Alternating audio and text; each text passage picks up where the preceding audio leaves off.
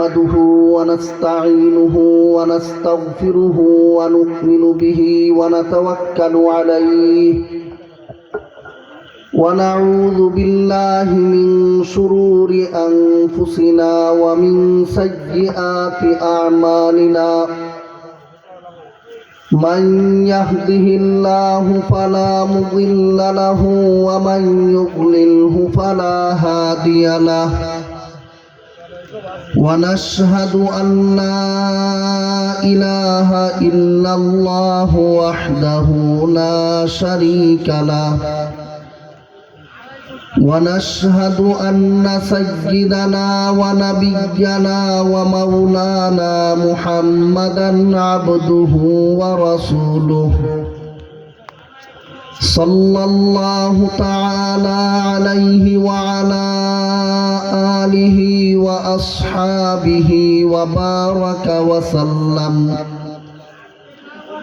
أما بعد فأعوذ بالله من الشيطان الرجيم بسم الله الرحمن الرحيم وقضى ربك ألا تعبدوا إلا إياه وبالوالدين إحسانا إما يبلغن عندك الكبر أحدهما أو كلاهما فلا تقل لهما أف ولا تنهرهما وقل لهما قولا كريما واخفض لهما جناح الذل من الرحمة وقل رب ارحمهما كما ربياني صغيرا ربكم أعلم بما في نفوسكم إن تكونوا صالحين فإنه كان للأوابين غفورا بارك الله لنا ولكم في القرآن العظيم ونفعنا وإياكم بالآيات والذكر الحكيم শ্রদ্ধেয় সভাপতি হযরত উলামায়ে কেরাম, এলাকার সর্বস্তরের মুসলমান ভাইয়েরা আমার ও পর্দানিশীন মা ও বোনেরা, রাত্রের এই গভীর মুহূর্ত পর্যন্ত যিনি আমাদেরকে দয়া করে মায়া করে আল্লাহর কোরআনের তাফসীর শোনার জন্য এখানে বসার সুযোগ করে দিয়েছেন, সেই রব্বুল আলামিনের শুকরিয়া আদায় করি আলহামদুলিল্লাহ। সম্মানিত হাজিরিন, গ্রাম অঞ্চলে একটা কথা আছে, যা যায় গাঙ্গের বাটি আর যা তাকে লোয়ার মতো খাঁটি। অনেক মানুষ এসেছিল, কিন্তু অনেকেই বিভিন্ন উজরের কারণে চলে গেছেন, এটা ওনাদের দোষ না।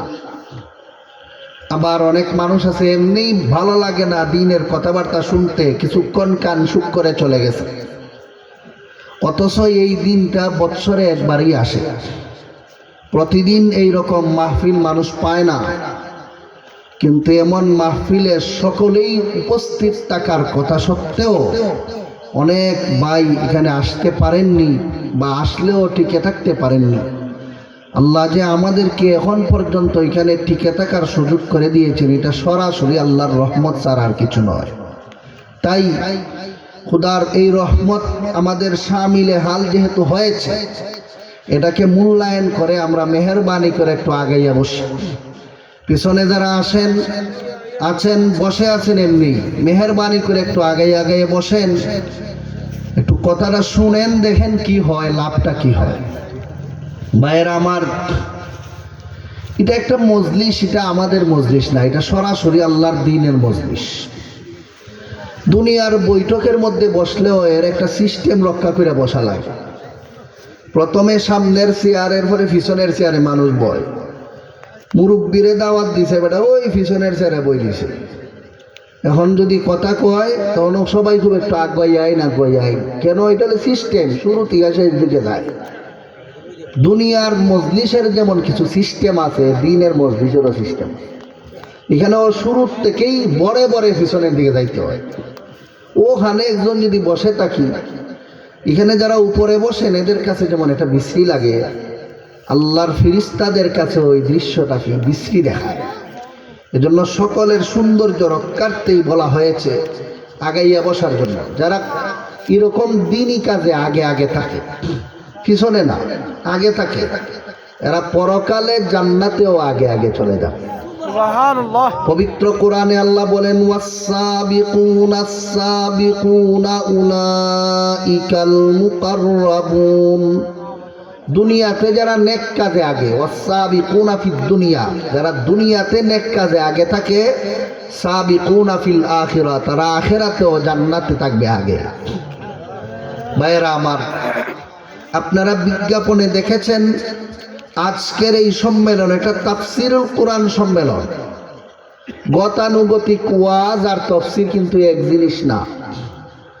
এখান থেকে এক কথা, ওখান থেকে এক কথা কইলে ওয়াজ হইয়া যায়, কিন্তু তাফসির হইল কোরআনের সুনির্দিষ্ট কোনো আয়াত, কোরআনের সুনির্দিষ্ট কোনো সূরা, অথবা কোরআনের সুনির্দিষ্ট কোনো বিষয়বস্তুকে মানুষের সামনে এমনভাবে ক্লিয়ার সাফ সাফ করে বলা যে বলার পরে বলনেওয়ালা, শোনার পরে শুননেওয়ালার কাছে এই বিষয়ে আর কোনো অস্পষ্টতা বাকি থাকে না। এভাবে ক্লিয়ার করিয়া সাফ সাফ করিয়া মানুষকে পরিষ্কার করে কোনো জিনিস বলাকেই কোরআনের তাফসীর বলা হয়। আজকে আপনাদের এটা তাফসীর মাহফিল, কাজেই এখানে আমাকে গতানুগতিক ওয়াজ করলে হবে না, বিষয়বস্তু সামনে রেখেই আলোচনা করতে হবে। সাথে সাথে আপনারা একটা বিষয় ঠিক করে দিয়েছেন আমারে, সন্তানের প্রতি মাতা পিতার হক, অর্থাৎ বাবা মায় জন্ম দেওয়ার পরে এই বাচ্চার কাছে এরা কি কি পায়। এত কষ্ট করে ফুলারে ফাললো, মেয়েরে ফাললো, ফালার পরে এই মেয়ের কাছে এখন বাপে কি পায়, এখন মায় কি ছেলের কাছে পাই, পাওনা সম্পর্কে আপনাদের সামনে আলোচনা হলো আমার আলোচ্য বিষয়। সাথে বলে দেওয়া হয়েছে যে খালি বাপ মায় সন্তানের কাছে কি পায়নি এটা কইন না, সন্তানেও বাবা মার কাছে কি পায় এটাও কইয়া দিও। তাহলে দুনো সাইডের আলোচনা হইব, কিন্তু দুনো সাইডের বিষয়টা সাফ সাফ করে বললে 2-2.5 ঘন্টা লাগবে। অত রাত্র পর্যন্ত ওয়াজ করলে আমরা অনেকের কষ্ট হইব। সাথে সাথে খালি তো ওয়াজ ওনার দায়িত্ব না, আগামী কালকের ফজরের নামাজও তো আছে। সব দিক সামনে রেখেই আমি আপনাদের সামনে অতি সংক্ষেপে সন্তানরা আপনা আমি আব্বা আম্মার কাছে কি ভাবনা আছে এটা 2-4 মিনিট মানে অল্প সময় কইয়া আপনারা আপনার বাচ্চা কাচ্চার কাছে কি পাইনি কথাগুলি বললেই আজকের মতো আমি কথা শেষ করে দিই। আমার একটা স্বভাব আছে, এটা হইলো আমি যে কথাটা বলি এটার সাথে আমার জানা থাকলে কোরআন হাদিস সহ হইয়া লাগে। এখন যদি আরবি আবার লম্বা লম্বা পড়া শুরু করে দিই, শুনতে শুনতে তাজ্জুব লাগবে অনেকে, বেটা দিই অনেকটা পারে, কিন্তু এইগুলি দেখা নিয়ে আর পড়ার টাইম আজকে নাই। আজকে আপনাদেরকে মূল বিষয়টা বোঝানো আমার উদ্দেশ্য। এই জন্য আমি আরবি মতন পড়া বাদ দিয়া আপনার সামনে শুধু বিষয়টাকে স্পষ্ট করতে চাই, ফাঁকে যদি 2-4 কথা আয় তাই। প্রথমে শুনুন, আপনার ঘরে যে বাচ্চাটা জন্ম হইল, ছেলে হোক মেয়ে হোক, এই বাচ্চার কিছু হক আছে আপনার কাছে। এগুলি প্রথমে দেওয়া আপনার উপর ফরজ, এরপরে ওই বাচ্চার উপর ফরজ আপনারে দেওয়া। প্রথমে আপনার বাচ্চা কাচ্চায় কি কি পায় আপনার কাছে এটা শুনুন। একজন সন্তান ভূমিষ্ঠ হওয়ার পর তার আব্বা আম্মার কাছে প্রথম যে পাওনাটা তার থাকে সেটা হইল তারা যেন তাকে সুস্বাস্থ্যিক সযত্নে যেভাবে পারলে বাচ্চাটার স্বাস্থ্যটা ভালো থাকে, আরামের সাথে থাকে, এইভাবে লালন পালন করা। এটা বাবার মার কাছে সন্তানের 1 নম্বর পাওনা। এখন যদি দেখা যায় বাপ একটা জন্ম দিয়া গেছে গিয়া, হইতে পারে এমন বিয়া করছে, বাচ্চা একটা পেটও ফালাইয়া বউরে তালাক দেবে, আর খবর নাই, আর তালাক দিছে না কিন্তু বাচ্চা কাচ্চার কোনো খবর নেই না, আছে বিয়া কইরা কোন দিকে বেটা গেছে, বেটি একটা বাচ্চা লইয়া বিপদ হইয়া রয়েছে বাড়ি। এই বাপে তার সন্তানের হক আদায় করলো না লঙ্ঘন করলো? এই লঙ্ঘন করার কারণে বাপে হজ করতে পারে, জাকাত দিতে পারে, নমাজের সফে আউয়াল থাকতে পারে, তারপরেও তাকে জাহান্নামে যাইতে হবে শুধুমাত্র তার একটু সন্তানের সাথে নিষ্ঠুর আচরণ করার কারণে।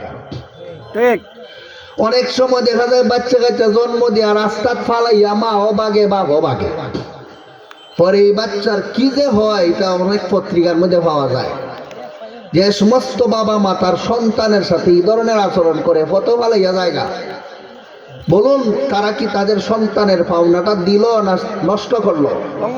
জাহান্নামে যাওয়ার জন্য আর কোনো পাপ লাগতো না, এটা ওই তোমার জাহান্নামে যাওয়ার জন্য যথেষ্ট। ভাইরা আমার, অনেক সময় আছে বাবা মায়ের সন্তান জন্ম দেওয়ার পর সুস্বাস্থ্য মতো লালন পালন করতে গিয়া অভাব অনটনের কারণে পারে না সঠিকভাবে লালন পালন করতে। যেভাবে খানা খাওয়ানির কথা ছিল বাচ্চাটারে, যেভাবে পোশাক পরানির কথা ছিল বাচ্চাটারে পারে না, তখন কি হবে? তোমার সাধ্য মতো যতটুকু পারো করো, এরপরে যদি না করতে পারো আল্লাহ তোমাকে মাফ করে দিবে।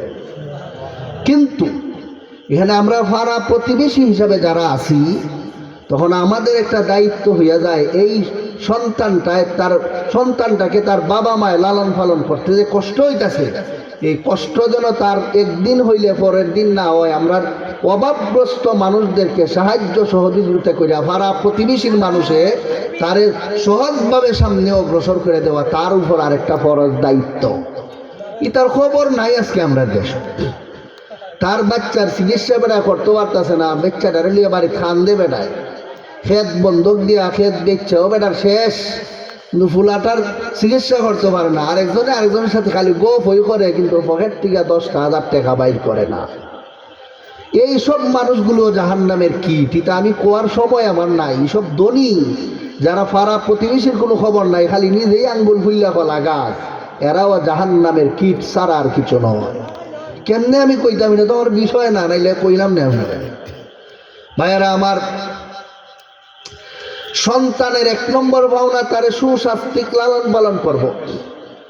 2 নম্বর পাওনা হইল বাবা মায় সন্তানকে এমন সুন্দর ইসলামী একটা নাম রাখবো, যে নামের অর্থ এত সুন্দর এত ভালো যে শুনলেই বোঝা যায় এটা একটা মুসলমানের বাচ্চার নাম। এমন একটা নাম সন্তানের উপহার দেওয়া বাবা মার 2 নম্বর দায়িত্ব। এটা সন্তানের 2 নম্বর পাওনা, হক বাবা মার কাছে। আজকাল এই ক্ষেত্রেও আমরার বাবা মারা এত উদাসীন, বলার অপেক্ষা রাখে না যে কি পরিমাণ উদাসীন। মুসলমান সমাজের বাচ্চা কাচ্চাদের নাম শুনলে এটা মুসলমানের বাচ্চা না হিন্দুর বাচ্চা চিনার উপায় থাকে না। নাম রাখে জুয়েল, আসেনি? নাম রাখে সুয়েল, আসেনি? নাম রাখে রিপন, আসেনি? নাম রাখে শিপন, আসেনি? নাম রাখে কুকন, আসেনি? নাম রাখে লিপি, আসেনি? এই বেবি, লিপি, হেপি, শিপন, কুকন, এগুলি শুনলে কি বোঝা যায় এটা কোনো মুসলমান না হিন্দু চিনার কোনো উপায় আছে? এটা হিন্দুর নামের মতোই মুসলমানের নাম রেখে দিছে। যে সমস্ত বাবা মারা সন্তানের নাম এইভাবে জুয়েল, সুয়েল, রুয়েল, টুয়েল, শিপন, জীবন ইত্যাদি রাখো, জাহান্নামে যাওয়ার জন্য তোমার আর কোনো অপরাধ লাগতো না। সন্তানের 2 নম্বর হক নষ্ট করার কারণে জাহান্নামে যাইতে হবে। ভাইয়েরা আমার, হাদিস শরীফের মধ্যে আছে, ইন্নাকুম তুদাউনা ইয়াউমাল কিয়ামাতি বিআসমাইকুম ওয়া আসমাই আবাইকুম ফাহাসসিনু আসমাআকুম। হে আমার উম্মত মুসলমানেরা, আল্লাহর রাসূল বলেন তোমরা তোমাদের সন্তানদের তোমাদের নিজেদের নাম সুন্দর করে রাখো, এমন অর্থবহ নাম রাখো যে নামের মধ্যে তুমি মুসলমান বোঝা যায়। সাবধান, এদিক সেদিক নাম রাখো না, কারণ হাসরের মাঠে তোমাদের নাম ধরে ধরে আল্লাহ ডাকতে থাকবেন। তোমাদের বাবার নাম সহ তোমাদেরকে ডাকবেন। নাম শুনলেই যেন বোঝা যায় যে এটা মুসলমানের বাচ্চা, মুসলমানের ডাক পড়ছে। এমন যেন না হয় যে নাম শুনলে এটা হিন্দুর ডাক পড়লো না, মুসলমানের ডাক পড়লো না, খ্রিস্টানের ডাক পড়ছে, চিনা যায় না। এই ধরনের নাম তোমরা আমার উম্মতরা তোমাদেরকে বলে দিচ্ছে রাখো না। সাহাবায়ে কেরামে বুড়া হইয়া যাওয়ার পরেও বাচ্চা কাচ্চার নিজের নাম বাচ্চা কাচ্চার নাম পাল্টাইতেন। কেন? কারণ তারা জানতেন ইসলামী নাম রাখাও একটা ফরজ দায়িত্ব মুসলমানের। ভাইয়েরা আমার, ভালো রকম বুঝুন। এই যে নাম রাখার ক্ষেত্রে একটা কথা আমি আপনাদেরকে বলতে চাই। আমরা দেশের একটা বদ রসুম আছে, এটা হলো নাম রাখার ক্ষেত্রেই দেখে খালি ডিজিটাল হইছে কিনা। নামটা যদি দেখে ইব্রাহিম, ইসমাইল, আহমদ, হামিদ এই সমস্ত নাম যদি শুনে হইতে ফুরানো গেছি গিয়া। ঠিক ডিজিটাল একটা নতুন নাম রাখিয়া দেও, আনকমন রাখিয়া দেও, আসেনি তা? আছে। এই আনকমন রাখতে রাখতে ইহুদির নাম রেখে লাই, খ্রিস্টানের নাম রেখে লাই, হিন্দুর নাম রেখে লাই। আনকমন নাম রাখার প্রথা এটা ইসলামী প্রথা নয়, এটা হইল আর একটা বেঈমান কাফেরদের মতবাদ মুসলমানের মধ্যে চলে যাচ্ছে।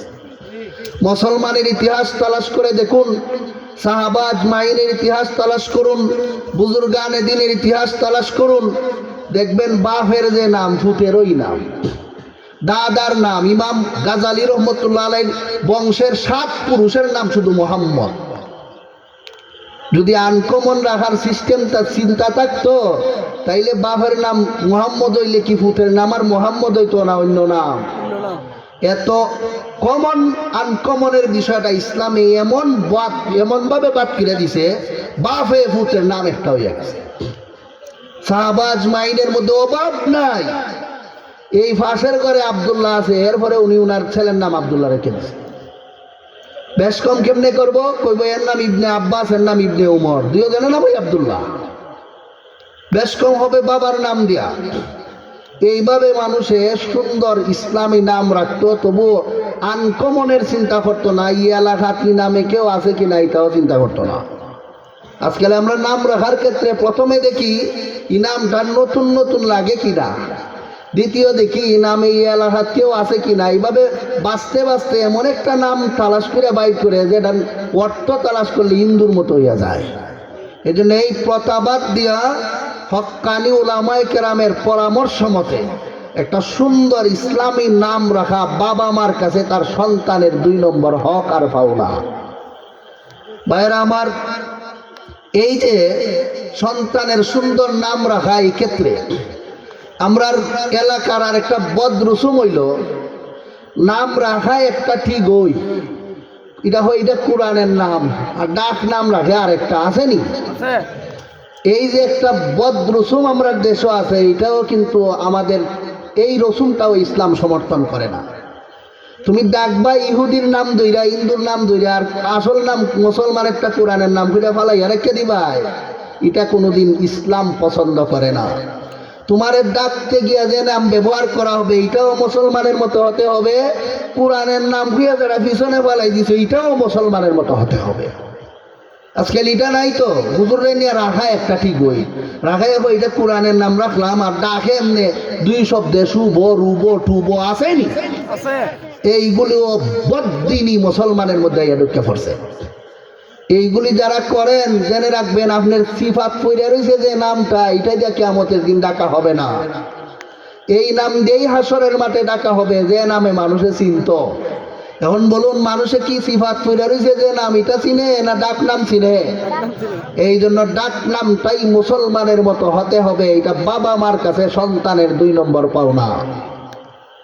অনেক সময় আছে মনে হয় নাম রাখার জন্য যারে জিজ্ঞেস করতো তারে জিগায় না, জিজ্ঞেস করে এমন একজন লোকরে যে নামের অর্থ বুঝে না। পরে হয় আমি অমুকরে জিজ্ঞাসি।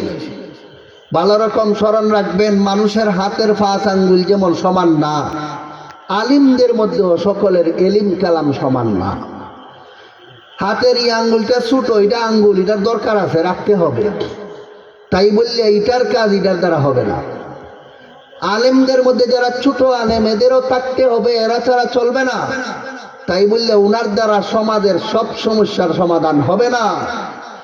কোন নামের কি তাসির, কোন নামের কি অর্থ, পরিণতিতে তার কি প্রভাব দাঁড়াবে, এটা ছোটখাটো আলিমরা বুঝেন না, এটা বুঝেন একজন বিদগ্ধ বড় আলিমে। এজন্য নাম রাখার ক্ষেত্রে যে কোনো একজন হুজুরে জিজ্ঞেস করবেন না, জিজ্ঞেস করবেন একজন বিদগ্ধ হক্কানি আলিমের কাছে যে এই নামের অর্থটা কি। উনি যদি বলে দেন এই নামের অর্থ সঠিক ভালো, তাইলে আপনি উনার ইত্তেদা করে অনুসরণ করে নাম রাখতে পারবেন। কিন্তু এই ক্ষেত্রেও আমরা অনেকে একটা দূর সারানির কাম করে। হুজুরে জিজ্ঞাসি কোন হুজুরে? অমুক হুজুরে। আরে তোমার শরীরের রোগের ক্ষেত্রে বড় রোগের চিকিৎসার জন্য তো ফার্মেসি যাও না, এই সময় তো বড় রোগের চিকিৎসার জন্য বড় ডাক্তার তালাশ করো। আর নাম রাখার মাসলার ক্ষেত্রে হুরু হুজুর দিগাও কেড়ে, এই সময় বড় হুজুর যে লাগবে এটা বুঝো না কেন? শরীরের বড় রোগের চিকিৎসার জন্য যেমন ভাবে বড় ডাক্তার দরকার, নামের তাসির প্রভাব কোনটার কি এটার জন্য ছোটখাটো আলিম না, বড় আলিম দরকার। এটা ওই বড় আলিমের পরামর্শেই রাখতে হবে, ওনার মতেই রাখতে হবে। এখানেও আমরা অনেকে একটা ঝামেলা করে, বড় আলিমকে জিজ্ঞাসা করিয়া একটা নাম টার্গেট করিয়া নিয়ে কইয়া দেয়, হুজুরে আমিষ টিমিস করিয়া খারাপ হইতো না, ভালো হইতো না, কইতেই আই হয়।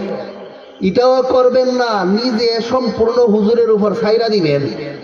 বলেন আপনি একটা সুন্দর নাম রাখিয়া দেন বা আপনি 4-5টা কইয়া দেন, এগুলোর মধ্যে আমরা একটা রাখিয়া দিব, তখন কথাটা একবারে সুন্দর হয়। কারণ নিজের চয়েসটা হুজুরের সাফাইয়া দিয়া বাড়িতে কইতায় অমুক হুজুরে রাখিয়া দিছ, এই খামটাও ঠিক না। কথাটা বুঝছেন নি আপনারা? এইরকম যাচ পড়তাল করিয়া সুন্দর করিয়া একটা সুন্দর নাম, ইসলামী নাম সন্তানের রাখা, এটা জীবিত বাবা মার কাছে তার জীবিত সন্তানের 2 নম্বর পাওনা। ভাইরা আমার,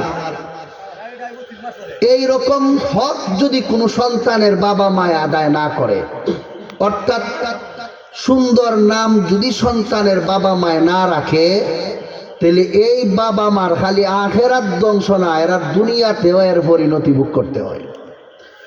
খলিফা উমর রাদিয়াল্লাহু তাআলা আনহুর জামানায় একবার এক বাবা আইসা ওনার কাছে অভিযোগ দায়ের করছে যে আমার ছেলে আমার কথা শুনে না। হযরত উমর ফারুক রাদিয়াল্লাহু তাআলা আনহু বললেন, মিয়া তোমার ফুলার নাম কি, ছেলের নাম কি? কয় ছেলেটার নাম রুবেল। হযরত উমর ফারুক বললেন, তোমার সন্তানের ভাবনা ছিল তার একটা সুন্দর নাম দেওয়া, তুমি দিছো না তোমার সন্তানের সুন্দর নাম উপহার। ছোটবেলায় তার হক তুমি নষ্ট করছো, এখন তোমার এই বুড়া খালয়ে না খানি সুবানি খাওয়াইতাছে। তুমি ছোটবেলায় তার হক নষ্ট করছো, এখন বুড়া খালয়ে তোমার হক নষ্ট করছে। কথাটা বুঝতেছেন নি আপনারা? তাইলে তেরা আগে ছেলে হইছে না বাপ হইছে? আজকাল বেশিরভাগ বাবা মারি খবরও নাই যে আমি আমার বাচ্চার কোন জায়গাত হক নষ্ট করে তো রাখছি, এগুলি দেখেও না। খালি পরে আইয়া নাচতে দেখে আমার ফুলায় আমার হক আদায় করে না, আমার মেয়ে আমার হক আদায় করে না। তুমি কি হক আদায় করছো নিজের পিছন আগে তালাশ করে দেখো। যদি নিজের দিক দিয়ে দেখো তালাশ করে, নিজের অভাব নাই অপরাধের, এই অপরাধের মাসুল এখন তোমাকেই দিতে হবে। কথাটা বুঝছেন নি আপনারা? রইল হুজুর তাইলে যে আমার ফুলার নাম যে আইডি কার্ডের মধ্যে উঠে গেছে গিয়া, এখন আমি ধরতাম। আরে আইডি কার্ড বাদ দেন, আইডি কার্ডের কোনো মূল্য হাসরের মাঠে আছে?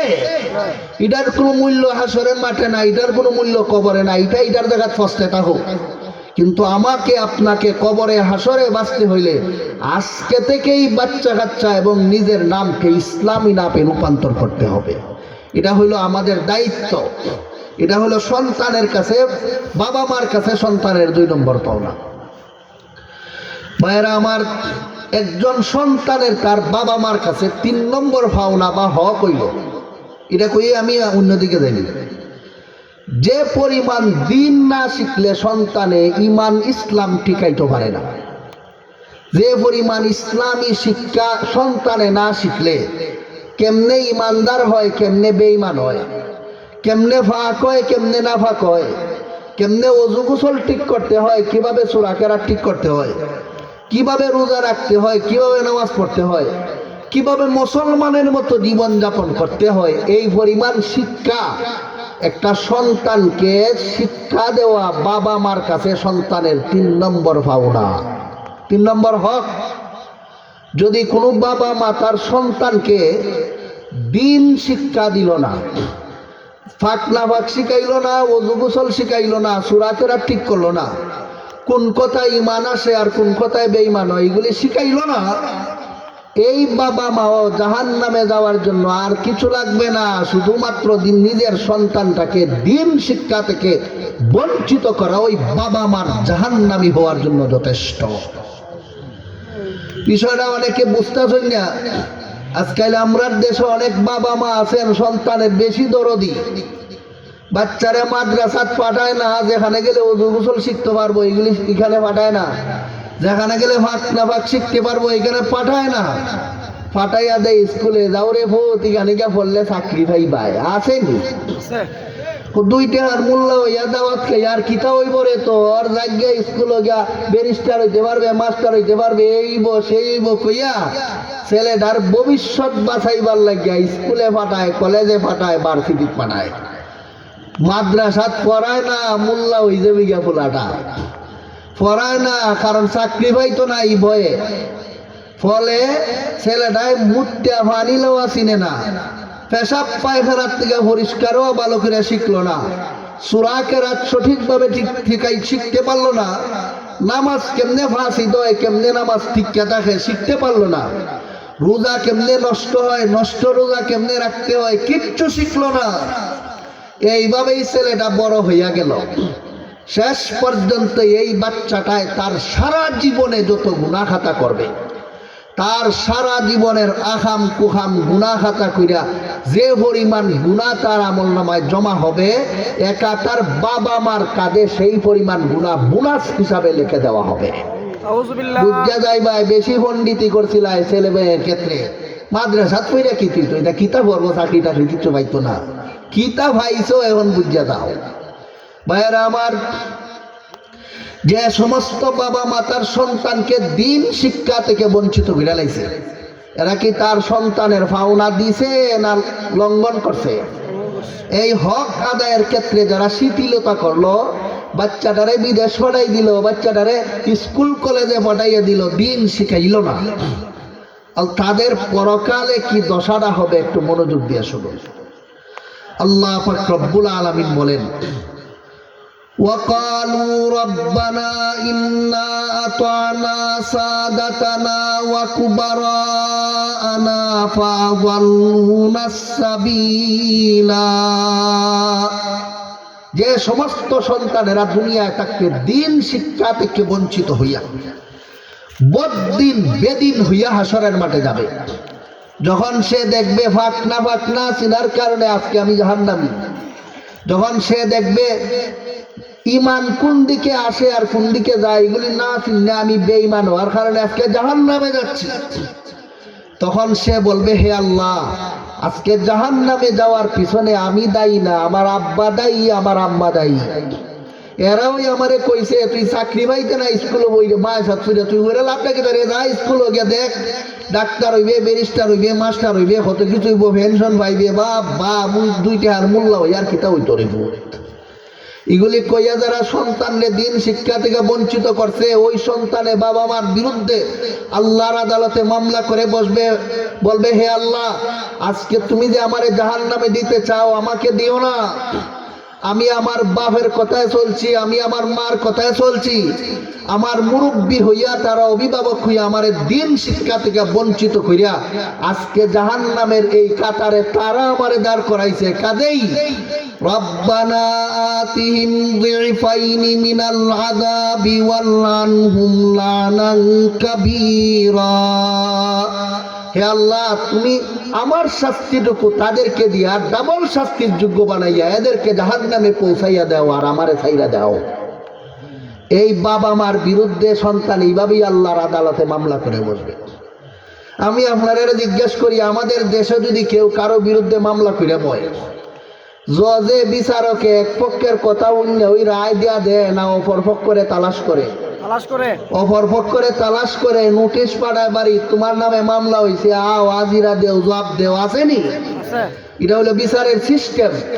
হাসরের মাঠে যখন সন্তানে তার বাবা মার বিরুদ্ধে মামলা করে দিবে যে আমার আব্বাই আমারে দিন শিখাইছুন না, আমার আম্মাই আমারে দিন শিখাইছুন না, তখন আল্লাহ রব্বুল আলামিন বিচারের সিস্টেম রক্ষার্থে সাথে সাথে আল্লাহর ইজলাসে আইনা তার আব্বা আর তার আম্মারে হাজির করে দিবেন। হাজির করে দেখায় বলবেন, ইলানি তোমার মা, দেখো তাই বলে এই বেরি আমার মা, ইলানি তোমার বাবা? বলে হ্যাঁ, ইলাওই আমার আব্বা। এরানি তোমারে দিন শিক্ষা দিয়ে বঞ্চিত করছিল? বলে এই বেটা আর এই ব্যক্তি ওই আমারে কইছে স্কুলও পড়িলা, মায়া ছাত্রী চাকরিও নাই, কিচ্ছু নাই, তাও দা যাইরা বাদ দে, তুই স্কুলে ভর চাকরি পাইবে কইয়া আমারে মাদ্রাসা শিক্ষা, দিন শিক্ষা থেকে আমারে বঞ্চিত করছে, আমার পাওনা তারা আমারে দিছে না। হে আল্লাহ, এখন এরারে তুমি শাস্তি দিলাও আর আমারে ছাইরা দাও।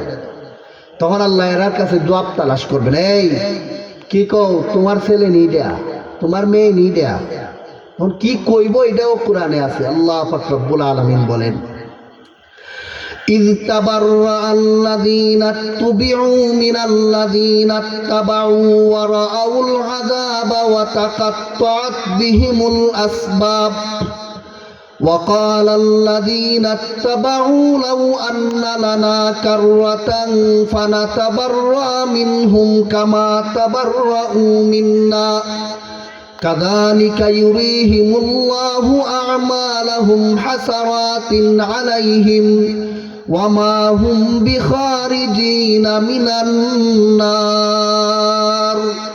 হাসরের মাঠে যখন তার বাবা আর তার মা ইয়া উপস্থিত হবে, আল্লাহ কইবেন, এই বেটি তুই নি তোর ফুলারে মা সাত পড়াইছত না, স্কুলে পড়াইছত, এই কথা কইয়া যে মা সাত ফিরা চাকরি হইতো না। হ্যাঁ বেটা, তুই নি তোর বাচ্চারে দিন শিক্ষা থেকে বঞ্চিত করছিলে, রুজি রোজগারের লোক দেখাইয়া জাগ্যা বিদেশ কয়টা পাইবে এই মোল্লা হইয়া দাওয়া খাইয়া জাগ্যা কইয়া তুই নি তোর ফুলারে দিন দিতে বঞ্চিত করছিলে দিন শিক্ষা থেকে, পাওনা দিসলে না কেরে, এখন জবাব দে। তখন বাবা মায়ে কইব, আমার ছেলে মেয়ে হইল কর্তিকা, আমার তো বিয়া শাদী হইছে না। ডাইরেক্ট অস্বীকার করে বলবে তাবাররা, সম্পূর্ণ সম্পর্ক ছিন্ন, তাকাত্তাত বিহিমুল আসবাব, সম্পূর্ণ সম্পর্ক চিহ্ন দেখাইবে, বলবে আমার তো বিয়া শাদী হইছে না, আমার ফুলা হইল কর্তিকা, আমার তো বিয়া শাদী হইছে না, আমার মেয়ে হইল কর্তিকা, না এটা আমার ছেলে না, এটা আমার মেয়ে না, কইয়া এরা চাইব যাইতো গা। আর ছেলে গিয়ে টান্ডা মেরে ধরে নেবে, বেটা কই যাস তুই, আমার আব্বা আসলে, বেটি তুই কই যাস, তুই আমার মা আসলে দুনিয়া আজকে তুই কই যাস, কবে চার তুই আমার ভোলা নাই, বেটি যাইতে দিতাম না। টানা টানি মায় ফুটে, মায় আর মেয়ে, বাপে আর জি আইরে লাগিয়া গেছে হাজ্জা। এদিকে বাপে যাই যাইতু গিয়ে আর ফুলা ছাড়তাম না, পরিবেশটা টান্ডা নি না ঝগড়া। আল্লাহ বলেন, সুম্মা ইন্নাকুম ইয়াউমাল কিয়ামাতি ইনদা রাব্বিকুম তাখতাসিমুন, ছেলে মেয়ে বাবায় ফুটে একসাথে লাগিয়ে যাইব ঝগড়া আল্লাহর ইজলাসে দাঁড়াইয়া, কেউ কেউ রে ছাড়তে রাজি না। যখন খাদ্যরা লাগিয়ে যাইব আল্লাহর ইজলাসও, আপনার এলাকার যদি ঝগড়া লাগে দুই পক্ষেই সমাধান হয় না, তৃতীয় পক্ষ লাগে, এই সালিশ তৃতীয় পক্ষ লাগে, তখন আল্লাহ সালিশ হইয়া তৃতীয় পক্ষ থেকে ফয়সালা শুনাই দিবেন। আল্লাহ বলবেন, লা তাখতাসিমু লাদাইয়া ওয়া কাদ কদ্দামতু ইলাইকুম বিল ওয়াঈদ। এই বাবা, এই মা, তোমার হক তোমারে দিল না, এই জন্য তোমার বাবা মারেও জাহান্নামে দিমু। তুমি বুঝদার হওয়ার পরেও কেড়ে নিজে নিজে দিন শিখলায় না, দিনের উপর চললায় না, এই জন্য তুমিও জাহান্নামে যাবে। কেউই বাঁচলো না, দুইও দলেই জাহান্নামী, দুইও দলেই জাহান্নামী। যখন সন্তানে দেখবে যে মুক্তি নাই, জাহান্নামে যাওয়ার লাগবই, মা বাপরে দুঃসহ কোনো কাজ হইছে না, এরা সহই জাহান্নামে যাওয়ার লাগবো, তখন বাবা মার আরেকটা শাস্তি কামনা করে সন্তানে আল্লাহর কাছে বলবে, রব্বানা আরিনাল্লাযাইনি আযাল্লানা মিনাল জিন্নি ওয়াল ইনসি নাজআলহুমা তাহতা আকদামিনা লিয়াকুনা মিনাল আসফালিন। হে আল্লাহ, আমার যে আব্বায় যে আম্মায় আমারে বেদিন বানাইয়া বদ্দিন বানাইয়া আজকে এই জাহান্নামের মধ্যে নিয়ে আইলো, ও আল্লাহ, আমি যেহেতু না বুঝা এরার কথায় ফইরা জাহান্নামী হইছি, আমি তোমার কাছে দরখাস্ত করতেছি, এই বেটা আর বেটি রে, এই মা রে আর বাপ রে আনো, আইয়া আমার ফাওর তলে আগে ফালাও, জাহান্নামের মধ্যে এরারে আগে বিছাও, আমি এরারে উঠতাম ফাড়াইতাম, এগুলোরে আমি লাইটাইতাম উস্কাইতাম। কেন? কয় লাইটাইয়া উস্কাইয়া এইগুলোরে আমি মাইরে আমার দিলের জ্বালাটা মিটাইতাম, কারণ আমি জাহান্নামে নিজের কারণে যাইতাছি না, এই নষ্টার নষ্টির কারণে আমি আজকে জাহান্নামে যাইতাছি। তখন সন্তানের দরখাস্ত রক্ষার্থে আল্লাহ তার বাবারে আর তার মারে আইনে আল্লাহ জাহান্নামের মধ্যে বিছাইয়া দিবেন। আর ছেলেটাই গিয়ে ইচ্ছা মতো মারে বাপরে নাকে মুখে ফেটে বুকে লাইটাইয়া উস্কাইয়া নারী বুড়ি বার হইয়া এরপরে গিয়া জাহান্নামে পড়বে। ভাইয়েরা আমার, বলুন এই সমস্ত বাবা মারা জাহান্নামে গেল নিজের পাপে না ছেলে নিজে কোন কারণে, ছেলের হক আর মেয়ের হক দেওয়ার কারণে না নষ্ট করার কারণে? এই নষ্টটা হইল দিন শিক্ষা দেয় নাই। আজকাল অনেক পণ্ডিত মার্কা মুসলমান আমরা দেশও আছে, বাচ্চারে মাদ্রাসাত পড়াইতো চায় না, বাচ্চারা দিন শেখাইতো চায় না, মোল্লা হয়ে যাবি আসেনি।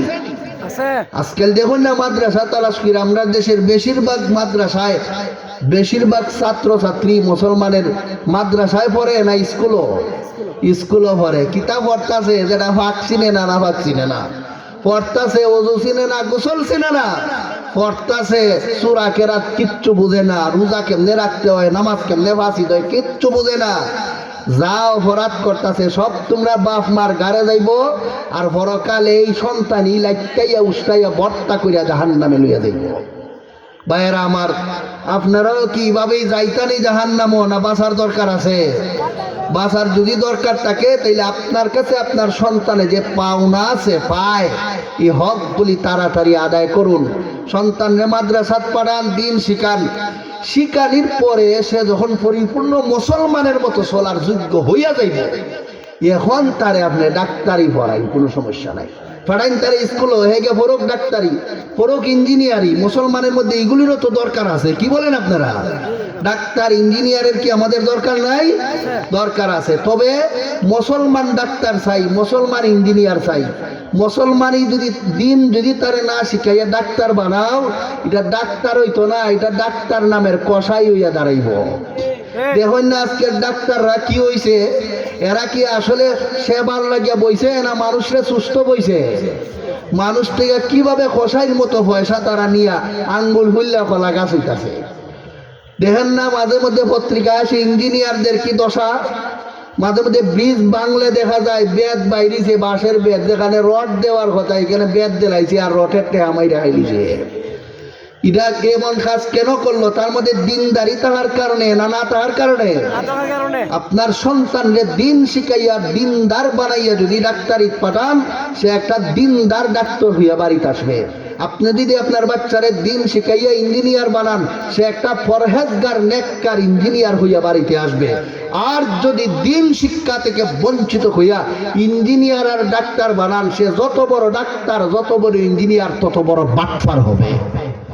ভাইয়েরা আমার, এজন্য সন্তানের 3 নম্বর পাওনা আপনার কাছে যে আপনি তারে জরুরি পরিমাণ দিন শিখাইবেন।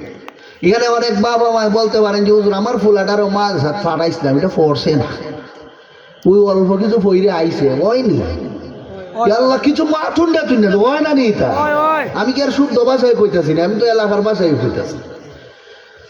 এখন কি করুন, যদি আপনার দায়িত্ব আপনি যথাযথভাবে পালন করে থাকেন, ছেলেটারে বারবার মাদ্রাসায় নিয়ে দিয়েছেন পড়াইবার লাগে, বহু বছর পর্যন্ত চেষ্টা করার পরে এই গাউরাডায় পড়ে না, এই গার তেরাডায় বাড়ি তাইও ভাগ্য আসেনি তা, তাইলে এই বাবা মারে আল্লাহ মাফ করে দিবেন খান, কারণ তার চেষ্টার কোনো কমতি হয় না।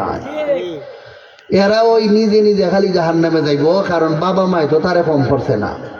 তবে যতদিন পর্যন্ত আপনি বাবা মা জীবিত থাকবেন, সন্তান রে ওয়াজ নসিহত করে বুঝাইতে থাকবেন, এটা আপনার একটা দায়িত্ব। কারণ নিজের কলিজার টুকরা সন্তানটা জাহান্নামের আগুনে গিয়া জ্বলতো, এটা তো কোনো বাবা মায় চায় না।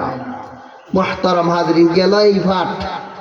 এখন আসেন আপনারা যারা বাবা মা হইয়া গেছেন, আপনার কি কি ভাবনা আপনার সন্তানের কাছে আছে।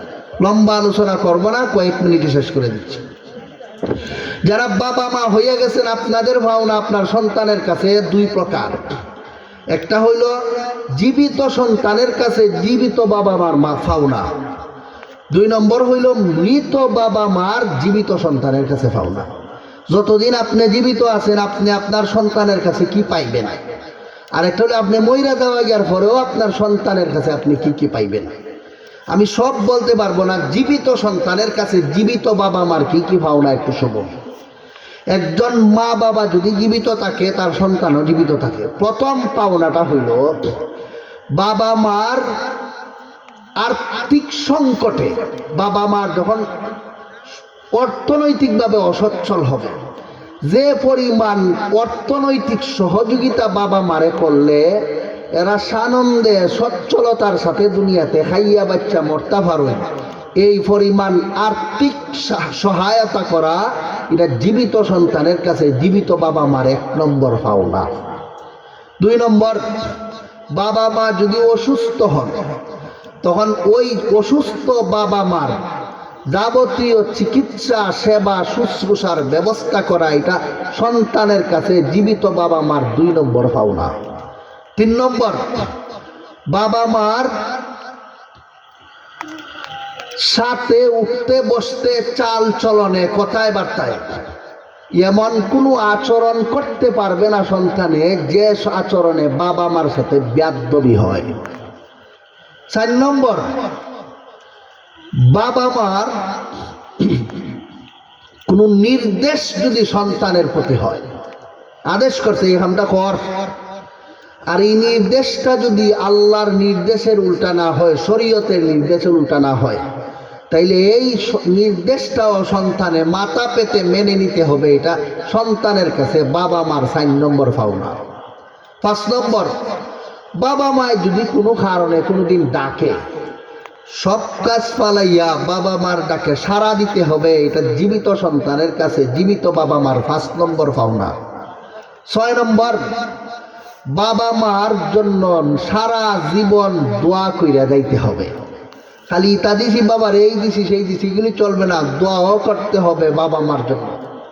7 নম্বর, যাবতীয় খেদমত করার পরে বাবা মার সামনে কোনো বিরক্তি প্রকাশ করতে পারবে না, যে আর পারতাছি না তোমরা রে ভরতে ভরতে, এই ধরনের কোনো উফ উহ এই সমস্ত কোনো শব্দ, এই ধরনের কোনো আচরণ বাবা মার সামনে প্রকাশ করতে পারবে না। এটা বাবা মার তার জীবিত সন্তানের কাছে 7 নম্বর পাওনা। কথাটা বুঝতেছেন নি আপনারা? 1 নম্বর পাওনাটার একটু ব্যাখ্যা শুনুন। বাবা মা যদি আর্থিকভাবে অসচ্ছল হন তাইলে সন্তানের কাছে তাদের পাওনা হইল তারে আর্থিকভাবে সাহায্য সহযোগিতা কইরা সচ্ছলতার সাথে চালানো। এটার ব্যাখ্যাটা কি? এর 3টা ব্যাখ্যা। 1 নম্বর, বাবা মার যদি দেখা যায় ঘর বাড়িও আছে, পোশাক পরিচ্ছদও আছে, কিন্তু খানা পিনার ক্ষেত্রে যে পরিমাণ মন চায় খানা, যে ধরনের মাছ খাইবার মন চায়, যে ধরনের গোস্ত খাইবার মন চায়, ইটা জোগাড় করার মতো পয়সা এর আর নাই। এমনি বেটা খাবারের অভাব নাই, ঘরের অভাব নাই, কিন্তু বেচারার মন মতো খাইতে পারে না টেকার অভাবে। মনটায় চায় বেটা ইলিশ মাছ খাইতো, কিন্তু বাজার থেকে পুঁটি মাছ কিনে আনা ছাড়া কোনো পথ নাই পয়সার অভাবে। মনটায় চায় গরুর গোস্ত খাইতো, কিন্তু ফার্মের মুরুখ ছাড়া আনবার ক্ষমতা নাই পয়সার অভাবে। তখন জীবিত সন্তানের ফরজ দায়িত্ব হইল যে পরিমাণ পয়সা তোমার মারে বাবারে দিলে এরার চাহিদা মতো মজার খাবার আইনা খাইতে পারুন, সেই পরিমাণ পয়সা দিয়া তোমার বাবা মাকে তুমি সহযোগিতা করতে হবে। ভাইয়েরা আমার, এটা কেন আপনি একটু আপনার নিজের বাচ্চা কাচ্চার দিকে চাইয়া দেখেন। যে সময় আপনার হাতে পয়সা আছে, আপনার নিজে যদি খাইন তাইলে বাচ্চারে দেওয়ান যায় না, আর বাচ্চারে দিলে নিজে খাওয়ান যায় না। এমত অবস্থায় আপনারা কিতা করুন, নিজে খাইয়া বইয়া থাকুন, আর আপনার ছেলে মেয়ে উপাস থাকে না, নিজে না খাইয়া খাওয়াই, নিজে না খাইয়া নিজের ফুলাটারে না খাওয়াইন, ছোট বাচ্চাটারে খাওয়াই। যে সময় আপনি যেভাবে আপনার বাচ্চা কাচ্চারে এই মুহূর্তে নিজে না খাইয়া খাওয়াইতেছেন, আপনিও এক সময় ছোট ছিলেন, ওই সময় আপনার আম্মা আব্বাইও নিজের মুখে লুকমাটা নেয় দিয়ে আপনার মুখে তুলে দিছে। কাজেই ওই কথা স্মরণ করিয়া এখন এরা যেভাবে তোমার চাহিদা পূরণ করতো, এখন তুমি যোগ্য হইছো, এখন তুমি তাদের চাহিদা পূরণ করো। এটা তোমার কাছে তোমার বাবা মার 1 নম্বর পাওনার প্রথম ব্যাখ্যা। কথা বুঝতে চললি আপনারা? 2 নম্বর ব্যাখ্যা, প্রথমটার ওই 2 নম্বর ব্যাখ্যা হইল, যদি দেখা যায় বাবা মার খানির অভাব নাই। বাপরে বাপ, পুকুর আছে বাড়ি, মাছ মাইরা বেড়া খায়, গরু আছে দুধ খায়, খানির কোনো অভাব নাই। কিন্তু একটা সুন্দর পোশাক পরিধান করার মতো সামর্থ্য নাই। বালা একটা কাপড় পিন্দিয়া, বালা একটা জ্যাকেট পিন্দিয়া, বালা একটা চাদর পিন্দিয়া, ভালো একটা লঙ্গি পিন্দিয়া, বালা এক জোড়া কাপড় পিন্দিয়া, বালা এক জোড়া স্যান্ডেল লইয়া বেচারা গিয়া সমাজ উঠবো, এই সামর্থ্য তার নাই। তখন সন্তানের ফরজ দায়িত্ব হইল তোমার অর্থনৈতিক সামর্থ্য থেকে তোমার মা রে, তোমার বাপ রে যে কাপড়টা দিলে, যে জুতাটা দিলে, তারা এটা নিয়ে গর্ব করিয়া মানুষের সামনে বসবাস করতে পারে, এই ধরনের কাপড় চোপড়ের ব্যবস্থা করিয়া দেওয়া, এটা তোমার কাছে তোমার বাবা মার 2 নম্বর পাওনা। কথাটা বুঝতে শুনি, 1 নম্বর পাওনার 2 নম্বর ব্যাখ্যা। এটা হলো অর্থনৈতিকভাবে বাবা মার হক আদায় করা। এটা কেন আপনারা একটু নিজেরা তালাশ করে দেখুন নিজের দিকে। ঈদের মৌসুম আইছে, আপনার পকেটে যে টাকা আছে এটাই যে যদি নিজের কাপড় কিনতে, মেয়ের কাপড় কিনতে পারবেন না, ছেলের কাপড় কিনতে পারবেন না। আর ছেলের কাপড় যদি কিনেন তাহলে নিজেরটা কিনতে পারবেন না। এমত অবস্থায় আমরা বাবা মা যারা আছি, আমরা নিজেরা নিজের লুঙ্গি কিনা, নিজের পাঞ্জাবি কিনা বাদ দিয়া নিজের বাচ্চাটার মুখে হাসি ফুটানোর জন্য নতুন কাপড়ের ব্যবস্থা করি কিনা? আরে কথা কইলে করেননি না, কোন বলে তুই মরতে থাক, তুই যেটা করো আমি বেড়া ফুসফাস করিয়া লই, এটা কেউ করেনি। আগে বাচ্চা কাচ্চারে সুন্দর পোশাক পরাইয়া এরার মুখে হাসি ফুটায়, নিজেরটা নিজে আগে পুরানটাই রেখে দেয়। আল্লাহর বিধান হইল তুমি যেভাবে তোমার বাচ্চা কাচ্চারে একবারে নতুন পোশাক পরাইয়া এরার মুখে হাসি এখন ফুটাইতেছ, তুমিও ছোটবেলায় যে সময় আসলায় তোমার বাপ মাই নিজের কাপড় পরা বাদ দিয়া তোমার মুখে হাসি ফুটানোর জন্য ঈদের সময় নিজের লঙ্গির খোঁজখবর নিছে না, নিজের পাঞ্জাবির খোঁজখবর নিছে না, এটা পুরানটাও চালাই দিছে, কিন্তু তোমার মুখে হাসি ফুটানোর জন্য নিজের পকেটের পয়সা খালি করে তোমাকে সুন্দর কাপড়ের ব্যবস্থা করে দিছে। ওইটা চিন্তা করিয়া তুমিও তোমার বাপ মার সাথেই ব্যবহার করো।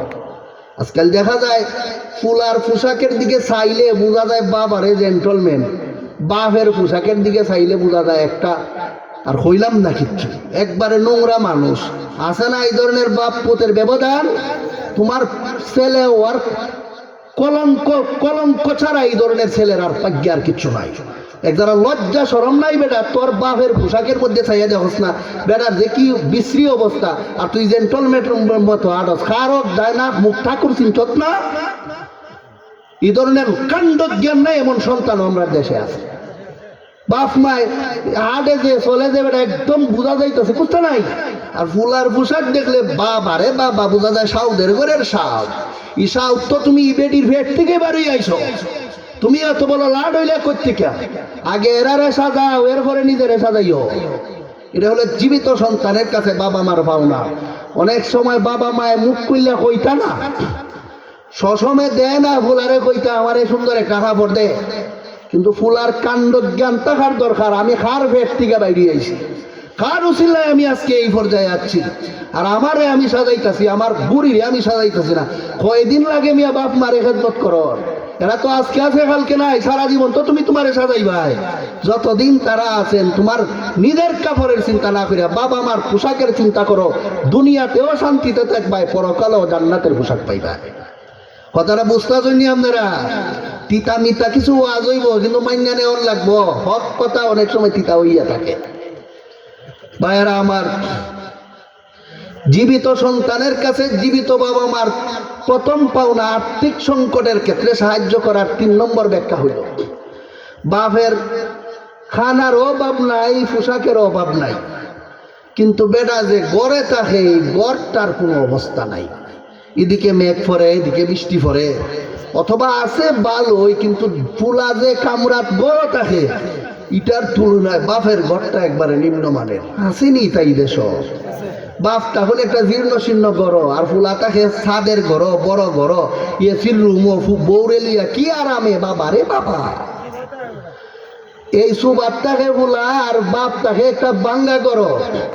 ইসলামের বিধান হইল তোমার বাবা মার প্রথম পাওনার 3 নম্বর ব্যাখ্যা, যে ধরনের ঘর বাড়ি বানাইয়া দিলে, যে ধরনের আবাসস্থলের ব্যবস্থা করে দিলে বাবা মা ইজ্জতের সাথে মানুষকে দেখাইতে পারে আমি এখানে থাকি, ওই ধরনের সুন্দর ব্যবস্থা করে দিতে হবে। এটা জীবিত সন্তানের কাছে জীবিত বাবা মার 3 নম্বর প্রথম পাওনার 3 নম্বর ব্যাখ্যা।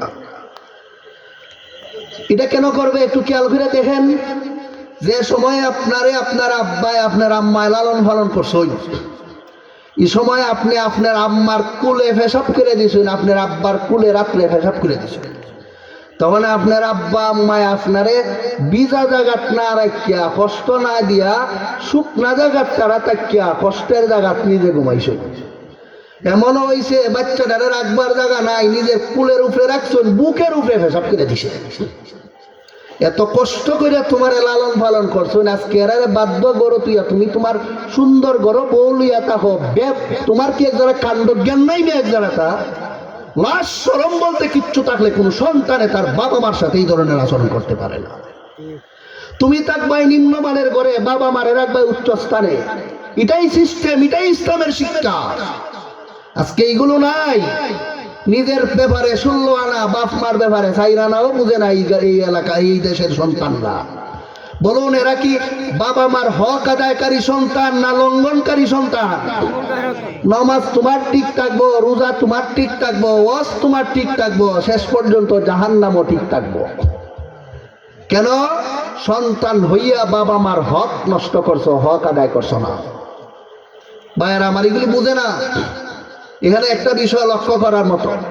আমি তো কইছি লম্বা ওয়াজ হইয়া যাইব, আমি করতাম না।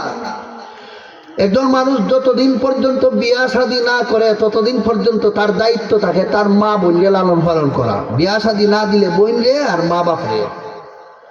যদি দেখা যায় বিয়া শাদী কইরা লায়, তখন তার একচ্ছত্র দায়িত্ব খালি মা বাপ দেখা না, তখন তার বউ ফালাও তার আরেক দায়িত্ব। এই সময় যদি দেখা যায় যে বউরে আমি যদি লালন পালন করি, বাপ মারে লালন পালন করতাম পারি না, লালন পালন বাপ মার দিকে চাইলে বউরে ভালো করে লালন পালন করতাম পারি না, এই ধরনের টানাটানির সংসার হয়নি। আল্লাহ মা তুলে তুলে দেখি আপনারা এই সময় কেমনে কিতা করণ, এই সময় করণটা কিতা, এগুলি তফসির একবার বাঙ্গিয়া বাঙ্গিয়া বুঝাইয়া দেওয়া হন, এটার নাম ওই তফসির। কিন্তু আমার সময় বই এগুলি বাঙ্গিয়া বাঙ্গিয়া বোঝানির টাইম নাই। টাইম তো লম্বা করতাম, আমার তো তেমন গে লাগবো হুজুর, বুঝানির দরকার। তফসির তো এটাও ভাঙ্গে ভাঙ্গে বুঝানি, কিন্তু আমার সময় কখন। এখন খেয়াল করেন একটু, যদি দেখা যায় বেচারায় বউর হক আদায় করলে মা বাপের হক আদায় হয় না, মা বাপেরটা করলে বউরটা আদায় হয় না। দেখা যাইতেছে বাচ্চা কাচ্চা অনেক হয়ে গেছি, এই তারে লালন পালন করলে বাপ মার খবর রাখুন যায় না, আর আরে রাখলে বাচ্চা কাচ্চারা লালন পালন করেন যান। এমন টানাটানি অবস্থা সংসার ওই তো পারেনি, ওই তো পারে কি তাই আমরা দেশে 90% হই। এই ক্ষেত্রে করণটা কিতা, এই ক্ষেত্রে বউরে চাইরা ফুলাফুরি চাইরা খালি মা বাপের ভিতরেও মাই যাবেন গিয়া। অনেক বাচ্চা কাচ্চারা এটা বুঝে না, বউরে 5 পয়সার দাম দেয় না, খালি আরাদিন মার কথায় আর বাপের কথায় না আছে, আসেনি? এরাও পরিবারের প্রতি জুলুম করে, এরা দাম্পত্য জীবনের নিয়ম চিনে না। আবার অনেক আছে বউর কাছে মুড়ি দুইয়া বইয়া রয়েছে, বাপ মার কোনো হাতটা হই নাই, আসেনি? এটাও আরেক জালিম, এটাও চিনে না কেমনে সংসার চালানি। মাঝখানে এমন ভাবে চলতে হবে যেন বাবার হক থাকে, মার হক থাকে, বউ বাচ্চার হক আদায় হয়। এর সিস্টেমটা কি এটাও আপনারা বললে দেওয়ার দরকার, কিন্তু আমার সময় তো হইতাছে। যদি দেখা যায় একজন মানুষে তার বাচ্চা কাচ্চার হক আদায় করলে বাবা মারটা আদায় হয় না, বাবা মারটা আদায় করলে বাচ্চা কাচ্চাটা আদায় হয় না, ভোটটা আদায় করলে বাপ মারটা টানাটানি লাগে। মুফাসসিরিনে কেরাম, মুহাদ্দিসিনে কেরাম তখনকার সময়ে মানুষের করণীয় কি ব্যাপারে লিখছেন, তোমার সামর্থ্য থেকে যে পরিমাণ দিলে তোমার বিবি তোমার বাচ্চা সবাই মোটামুটি চলতে পারে, এই সময় তুমি তোমার মা বাবা সবাই লইয়া ভারসাম্য রক্ষা করি চলবাই। আর যদি দেখা যায় বাচ্চা কাচ্চারে দিলে মা বাপরে দেওয়ান যায় না, মা বাপরে দিলে বাচ্চা কাচ্চারে দেওয়ান যায় না, তখন তুমি কার দুর্বলতা অক্ষমতা বেশি এদিকে তুমি খেয়াল করবা। যদি দেখা যাইতেছে আমার বাচ্চারে এখন না দিলে ফুলাটা মারা যাইব, এমন অসুখ হইছে এটারে হাসপাতালে যদি না লইয়া যাই তাহলে মারা যাইব, তো মা বাপ এখনো বালা আসু, এরারে যদি আজকে আমি পয়সা না দেই, জোগাড় করে না দেই, এরা মরতা না, সাময়িক কষ্ট হইব, আর এদিকে আমার ফুলাটা মরব। এই সময় আপনারাই বলুন বেশি অসহায় মা বাপ না বাচ্চা? এই সময় বাচ্চার হক আদায় করো, এই সময় মা বাপের দিকে চাওয়ার টাইম নাই। আর যদি দেখা যাইতেছে এমন যে মা বাপ এমন অসহায় হইছেন, বিছনাত পড়ে গেছেন গিয়া বেশি কষ্ট, মোটামুটি পরিবার পরিজনের যে অবস্থা, বউর যে অবস্থা, শ্বশুর বাড়ির অবস্থা যেটা আছে মোটামুটি মিলাইয়া এই সাইড চলব, তখন তুমি এরার সাইড বাদ দিয়া বাবা মার দিকে লক্ষ্য করো, কারণ এরার অবস্থা বেশি নাজুক। আর যদি দেখা যায় উভয় অবস্থা সমান, এদিকে যেমন নাজুক সেই দিকে এমন নাজুক, এদিকে যেমন সচ্ছল এদিকেও তেমন সচ্ছল, তখন ভাগ বন্টন করে ইনসাফের সাথে দুনো দিক মিলাইয়া এই লোকটায় চলে যাবে আর আল্লাহর কাছে তার বাবা মার হক আদায় কইরা কইরা আল্লাহর কাছে দোয়া করতে থাকবে যে হে আল্লাহ, এই সমস্যা থেকে আমার তাড়াতাড়ি উদ্ধার করো। তাফসীরের কিতাবে আছে সকালে দোয়া করলে সন্ধ্যার আগে আল্লাহ সমস্যার সমাধান করে দিবে। বাবা মার হক যদি কোনো মানুষে আদায় করতে গিয়া সংকটে পইরা যায়, এই সন্তান কোনোদিন আটকা থাকে না, খুদার কুদরতে আল্লাহ তাকে উঠাইয়া দেন। বিশ্বাস না করলে এইভাবে একটু খেদমত করে দেখুন না, এরপরে দেখবেন কেউ টেক্কা থাকবেন না। ভাইয়েরা আমার, এগুলি বুঝে হইতো না অনেকে, করতাম এরারে টানতাম কেমনে, আমার নিজেরই সারি না। ভাইয়েরা আমার, এই যে অবস্থা এগুলি অনেকেই বুঝে না। আবার অনেক মহিলারা তাকে বড় নষ্ট, বিয়া করার পরে জামাই রে আর দিন খালি খান করা দিত তাকে, তোমার আরো হতলা ভাই আছে রাতে কি দেখে না, তোমার দু অত জ্বালা তোমার মা বাপরে দেখবার লাগে, আমরা ঘরে টাইন আসেন খালি টাইন মা বাপু আর পরিবারের খবর নেই, আসুন নিজের বিক্রিয়ায় এই খান ফরা উন্না যে সমস্ত বেডাইনকে সংসার চালায়, আর সংসার ধ্বংস ছাড়া আর কিচ্ছু হয় না। যে পরিবারের বেটি মামলতদার, এই পরিবারের শেষ নিশানা ধ্বংস ছাড়া আর কিছু নাই। বেডাইনদের কথায় যে সংসার চলে এটাই শেষ পর্যন্ত একটা উন্নতির নাগাল পায়। এগুলি অনেক বেড়ায় বুঝে না, খালি বোর হতায় চলতে চলতে শেষ। আবার অনেক ছেলে আছে এমন মা ভক্ত, বউ একটা বান্দির মতো বাড়ি রেখে দেয়, এটার কোনো কথাও নেয় না, এটার কোনো হক আদায় করে না। এই সমস্ত স্বামীরাও জালিম, তারা পরকালে শুধুমাত্র স্ত্রীর উপর জুলুম করার কারণে জাহান্নামে যাইতে হবে। রইল চলন কেমনেতে দুইও দিদি দামেলা চলন হইল দুইও সাইড রক্ষা করিয়া, মার কথা মার মায় অনেক কথা কইব, এটা হইনা বইয়া তখন এটা আর বউর খাঁচাই না লাগানি না, বউয়ে অনেক কথা কইব হইনা বইয়া তখন ই কথায় ফাল মারন না। মাঝখানে দুনো পক্ষের কান ভরা উইন্ডা ওই নিজের মতো ইনসাফ করিয়া সংসার চালাই দিব, এটা হইল ইসলামের নিয়ম। বিষয়টা বোঝার লাগে আপনারা শুনুন, আদালতে যে জজ বয় বিচারক, এবারে কি এক পক্ষের কথাও নেই না দুই পক্ষের কথাও নেওয়া যায়, তার ইনসাফ মনে হয় এই পক্ষের রায় দিব, এটাই তার সিস্টেম। ই পক্ষের কথাও না এই পক্ষের উপরে, এই পক্ষের কথাও না এই পক্ষের কথা উপরে চললে এটা কোনো যোগ্য বিচারক হইতে পারে না। তেমনি ভাবে মার কথাও না বউর উপরে চিত্তা জায়গা, আর বউর কথাও না মার উপরে চিত্তা জায়গা, এটা কোনো যোগ্য স্বামী হওয়ার হক রাখে না। দুটাই দুনো পক্ষের কথা শুনে ইনসাফের সাথে সংসার চালাইতে হবে, এটার নাম হইল ইসলামী সংসার ব্যবস্থা। ভাইয়েরা আমার, বাবা মার প্রথম পাওনা সন্তানে তার অর্থনৈতিক সহযোগিতা করবে বলা হইল। 2 নম্বর পাওনা হইল বাবা মা যদি অসুস্থ হয় তাইলে বাবা মার সেবা যত্ন করা, যা যা লাগে সব কিছু সন্তানে করতে হবে, এটা সন্তানের কাছে বাবা মার 2 নম্বর পাওনা। এখন যদি দেখা যায় বাবা মার সেবা করতে গিয়া পায়খানা প্রস্রাব নিজের হাতে পরিষ্কার করন লাগে, তোমার হাতে তুমি পরিষ্কার করতে হবে, কারণ তুমিও যে সময় ছোট আসলাই তোমার পায়খানা প্রস্রাব তোমার আব্বা আম্মায় নিজের হাতে পরিষ্কার করছে। এইভাবেই বাবা মার খাটনি দেওয়া, এটা জীবিত সন্তানের কাছে জীবিত বাবা মার 2 নম্বর পাওনা।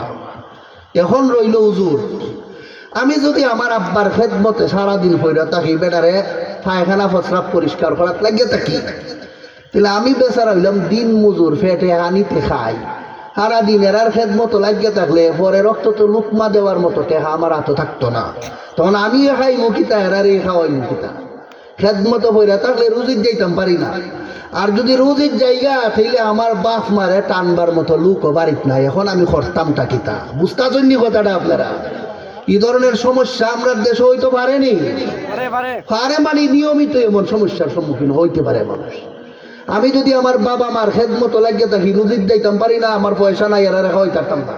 আর যদি এরারে খাওয়ানির লাগে রুজির যাইতে, এরার পায়খানা প্রস্রাব পরিষ্কার করার লোক নাই, সারাদিন কষ্ট করবো। সেবা করলে রুজি হয় না, রুজি করলে সেবা হয় না, এখন বেটা যাইতো কোন পথে? এই প্রশ্নের উত্তরও আমরা জানা থাকা দরকার, যেন আমরা সুন্দর করে বাবা মার খেদমতটা এই মুহূর্তেও করে আদায় করতে পারি। মুফাসসিরিনে কেরাম তাফসীরের কিতাবে লেখেন, যদি কোনো সন্তান এমন পরিস্থিতিতে পড়ে যে এক কুল ধরলে আর এক কুল উল্টে যায়, তখন তার সমাধান হইল সে তার মার খেদমতের জন্য একজন মহিলা নিযুক্ত করবে, বাবার খেদমতের জন্য একজন পুরুষ নিযুক্ত করবে। কইরা হে রোজা যাইব, রুজি কইরাই না খাওয়াইব। বলে এই পুরুষের বেতন লাগতো না, এই বেডির বেতন লাগতো না, এটা কোত্থেকে দিব? এই সময়ের ভিতরে সে আল্লাহর কাছে দোয়া করতে থাকবে যে আল্লাহ তুমি অতি সত্বর একটা ব্যবস্থা করো। মুফাসসিরিনে কেরাম, মুহাদ্দিসিনে কেরাম সব কিতাবে এইগুলি লেখা আছে। সন্তানের খেদমতকারী বাবা মার খেদমতকারী সন্তানের দোয়া আল্লাহর কাছে সাথে সাথে কবুল হইয়া যায়। অতি সত্বর আল্লাহ তাকে ধনী বানাইয়া দিবেন, অতি সত্বর তার অভাব অনটন দূর হয়ে যাবে। তখন এরার খেদমতগারদের বেতন দেওয়াও তার জন্য পথ হয়ে যাবে। যদি দেখা যায় হয় না, এমন হইতে পারে কোনো ক্ষেত্রে পরীক্ষা হয়, তাইলে দুনো ক্ষেত্রে ভারসাম্য রক্ষা করে চলবে। একদিন রুজি করব, কইরাই না খাওয়াইয়া যতটুকু পারে খেদমত করব, এরপরের দিন মিস করে এরপরের দিন রুজি যাইব। এভাবে দুনো সাইড রক্ষা করে যদি কোনো মানুষ চলতে থাকে, বেশি দিন লাগবে না, অতি সত্বর আল্লাহ তার সংকট থেকে বের হওয়ার ব্যবস্থা করে দেন। এগুলো যে কইলাম ব্যবস্থা হইব এটা এমনি বোঝান যাইতো না। আমি যে লিপ্ত হইয়া দেখেন হয় কিনা।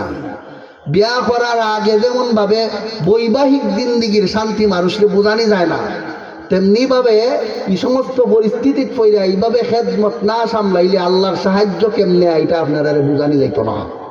নিজে পরিস্থিতির সম্মুখীন হইয়া আমার কথা মতো আমল করে দেখেন, আল্লাহ আপনাকে কত বড় ধনী বানাইয়া দেন দুনিয়াতে। এই জন্যই কোন এক আল্লাহর ওলি বলেন, খেদমতে মা দর পেদর কুন সুবহ শাম, খেদমতে মা দর পেদর কুন সুবহ শাম, তাকে বাসি দরদু আলম নে কে নাম। কইরা দেখো না সকাল সন্ধ্যা সারাদিন বাবা মার খেদমত, অবশ্যই আল্লাহ তোমাকে দুনু জাহানের একজন নেকবখ আল্লাহওয়ালা এবং পরিপূর্ণ সফল মানুষ হিসাবে আল্লাহ তোমাকে দুনিয়া আখিরাতে মানুষের সামনে দেখাইয়া দেয়। নাইলে পরীক্ষা হইয়া দেখবি পাবে, যদি না হয় তা আমারে কইল। ভাইয়েরা আমার, জীবিত সন্তানের কাছে জীবিত বাবা মার 3 নম্বর পাওনা হইল, বাবা মায় যদি তারে কোনো কাজের নির্দেশ দেন, এই নির্দেশ পালন করতে হবে। শর্ত হইল এই নির্দেশটা আল্লাহর নির্দেশের বিপরীত না হতে হবে। যেমন মায় তারে নির্দেশ দিলারে ফুট তুমি নামাজ পড়ো না, কইলা তুমি বিড়ি খাইলাও, কইলা তুমি ওই গুনার খামটা কইরা লাও, এগুলি কি আল্লাহর বিধানের পক্ষে যায় না বিপক্ষে? মানা যাবে না। বাবা মার নির্দেশ আল্লাহর নির্দেশের নিচে, কাজে এটা সম্ভব না। আর যদি দেখা যায় এমন কাজের নির্দেশ দেন যেটা শরীয়তে ওর নির্দেশ, যাও মসজিদে নামাজও, তখন আর ছেলের জন্য ঘরে বসে নামাজ পড়া জায়েজ নয়, মসজিদে যাইতে হবে। কেন? মসজিদে যাওয়াটা একটা আল্লাহর বিধান, সাথে তোমার মার বাবার হুকুম। মা বাবার হুকুম যদি শরীয়তের মুআফিক হয়, তাদের নির্দেশ মানা সন্তানের জন্য আরেক ফরজ হইয়া যায়। আবার এমন কোন ক্ষেত্রে যদি বাবা মাই নির্দেশ দিন যে নির্দেশটা না শরীয়তের আদেশ আছে না নিষেধ আছে, যাই, যেমন আপনি যাইতেন বাহুবল, আপনি আম্মায় কইয়া দিলা যে যাও রে ভূত বাহুবল আইটটা যাও, আল্লাহর নির্দেশ মতো গাইরে যাও বা আইটটা যাও, কোনো নির্দেশ নাই, মায়ে কইছিল তুমি আইটটা যাও। তখন সন্তানের জন্য সাধ্য সামর্থ্য থাকলে বাহুবল তখন আইটটা যাওয়া তার উপর আরেক ওয়াজিব হইয়া যায়, শুধুমাত্র মার নির্দেশ মানা ওয়াজিব হিসাবে। কথাটা বুঝতেছেন আপনারা? যে কাজে শরীয়তের হাও নাই নাও নাই, ওয়াজিবও নাই, ফরজও নাই, নিষেধও নাই, কিচ্ছু নাই, ওই ক্ষেত্রে বাবা মার নির্দেশ মানা সন্তানের জন্য আরেকটা ফরজ ওয়াজিব বিধান হইয়া যায়। শেষ করে দিতাছি, মনে করি না দেরি করবো, কিন্তু ক্লিয়ার হয়ে গেছি আর 1-2 মিনিটে এই একটা সাইট হয়েছে গেল। এখন এমন একটা সুরত হইতে পারে যে আব্বা এখন শুনি হামটা কর, আম্মা এখন শুনি করিস না। আল্লাহ এখন মার কথাও নাও ফরজ, বাপের কথাও নাও ফরজ। এখন আমি মারটা উনলে বাপেরটা উনা হয় না, বাপেরটা উনলে মারটা উনা হয় না, এমন হইতে পারেনি। এরা হাজ্জা লাগিয়া কয় যাইস না, বাবা ভাই এখন যা, কারণ মাঠ টাউনলে যাওয়ান লাগে, বাপের টাউনলে যাওয়ান লাগে, মাঠ টাউনলে যাওয়ান যায় না। এখন আল্লাহ তখন দুজনের টাউন, কারণ আমি খাটটা উনতাম, খাটটা না, কথাটা বুঝতেছেন যে আপনারা। এখন আমি কোন পথ ধরতাম? প্রশ্নটা বুঝছই, উত্তর সহ সরল রাখবেন। এটার নাম ওই তফসির, ক্লিয়ার ক্লিয়ার করে মানুষের বুঝায়। মা বাপে যদি এইভাবে স্ববিরোধী বিধা হুকুম সন্তানরে দেয়, একটা শুনলে আরেকটা হয় না, তখন আপনি দেখবেন কার নির্দেশ মানলে খেদমত হবে, সেবা হবে, তখন আপনি তার কথাটাই শুনবেন। বিশেষভাবে মার কথাটা খেদমতের ক্ষেত্রে অগ্রগণ্য। যেমন বাপে কইছেন যাও রে ফুট মসজিদ যাও, মায়ে কইছেন যাও বাজারও গিয়া ইলিশ মাছ লইয়াও। এখন আপনারা কইন মসজিদও গেলে মজার খানি হইব না বাজারও গেলে? কথা কই না দি আপনারা? এই ক্ষেত্রে বাপের কথা বাদ দিয়া মার কথা শুনতে হবে, কারণ যে কথারকে মধ্যে পালন করলে সেবা হয়, আরাম পাওয়া যায়, এই ক্ষেত্রে বাপের কথাও অগ্রগণ্য না, এই ক্ষেত্রে মার কথাও অগ্রগণ্য।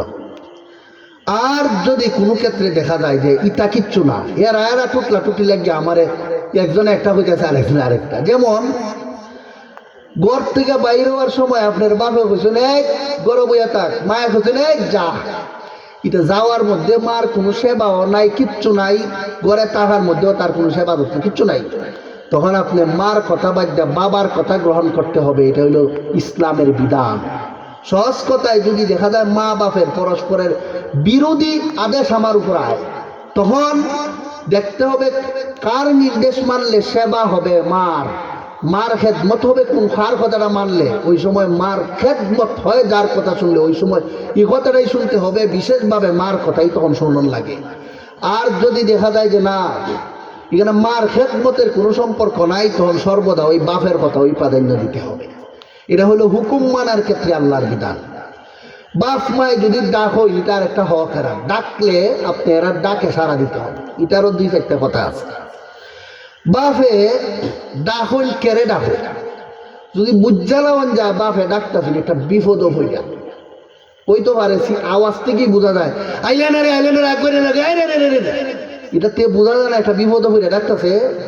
যদি দেখা যায় বিপদ হইয়া ডাকতেছ মায়ে বাপে কোথাও, তাইলে ফরজ নমাজও থাকলে নমাজ ভাঙ্গিয়া বাবা মার ডাকে সাড়া দিতে হবে। এটা আল্লাহর আরেক ফরজ বিধান। ফরজ নমাজ চাইরা যাইতে ভাই মার ডাকো, বাপের ডাকো, খেরে বিপদ হইয়া এখন চিল্লাইতেছে।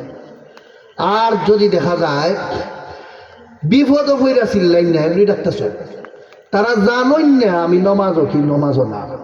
যদি দেখা যায় জানই না আমি নমাজও কি নমাজও না, তখন বাবা মার কথা জানেন না যেহেতু ডাক দিছে, তখন আপনি প্রথমে নামাজ ভাঙ্গিয়া গিয়া বাবা মার ডাকে সাড়া দিয়া এরা জানাই দিব আমি এখন ফরজ নামাজও আছি।